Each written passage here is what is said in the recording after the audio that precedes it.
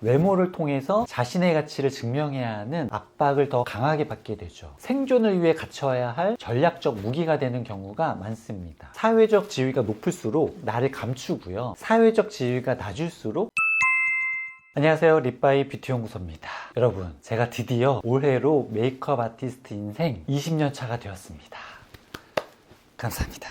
제가 메이크업을 2006년부터 시작해서요, 지금까지 정말 많은 분들의 얼굴을 만지면서 그분들의 삶을 함께 고민해 왔는데요. 20년이라는 시간은요, 저에게 화장은 단순히 예뻐지는 기술이 아니라 내가 세상에 내놓는 사회적 명함이라는 사실을 가르쳐 주었습니다. 오늘의 아름다운 이야기는 그 명함에 담긴 아주 흥미로운 심리에 대해서 이야기해 보려고 합니다.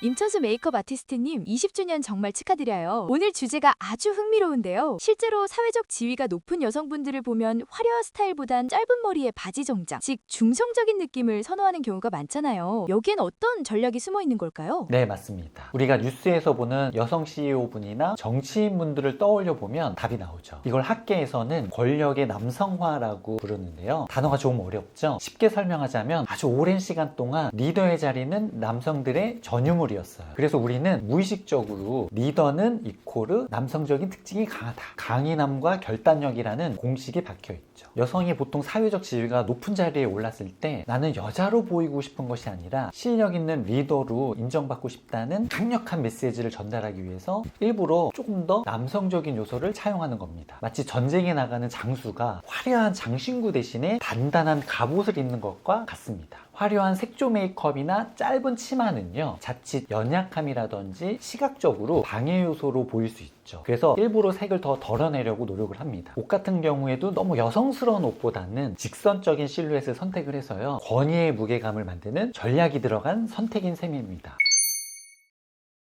신뢰를 얻기 위한 일종의 갑옷이라는 말씀이시군요. 그런데 반대로 진입장벽이 낮은 직군이나 서비스업에선 오히려 여성성이 강조되는 게 장점이 되는 경우도 많잖아요. 이건 왜 그런 걸까요? 이 부분은 우리가 조금 아프게 직시해야 할 부분인데요. 바로 심미적 노동이라는 개념 때문입니다. 심미적이라는 건 아름다움을 살핀다라는 뜻인데요. 외모를 가꾸는 것이 개인의 자유가 아니라 업무의 연장선이 되는 상황을 말합니다. 보통 사람을 상대하는 서비스 직군에서는요, 고객의 경계심을 낮추고 호감을 사는 것이 굉장히 중요하죠. 이때 우리 사회가 전통적으로 학습해온 상냥하고 화사한 여성성이 아주 효과적인 도구가 됩니다. 굉장히 슬픈 현실이지만 전문적인 기술 장벽이 낮은 곳일수록 외모를 통해서 자신의 가치를 증명해야 하는 압박을 더 강하게 받게 되죠. 그래서 이분들에게 여성성은 취향이라기보다 생존을 위해 갖춰야 할 전략적 무기가 되는 경우가 많습니다. 사회적 지위가 높을수록 나를 감추고요, 사회적 지위가 낮을수록 나를 도구화해야 하는 우리 사회의 슬픈 단면이죠.